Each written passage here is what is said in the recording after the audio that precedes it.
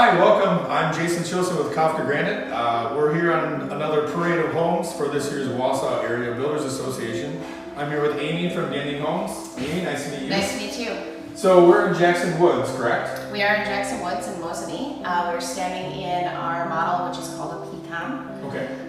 It's part of our neighborhood series. It's a great model for families first starting out. This model starts at $289 with the lot, Okay. which makes it pretty affordable for families. Sounds good. So then we talked a little bit about the house. What about the subdivision we're in, the Jackson Woods? Can you tell us a little bit more about that? Yeah, so this is one of our new subdivisions, Jackson Woods in Mosany, part of the Mosany School District.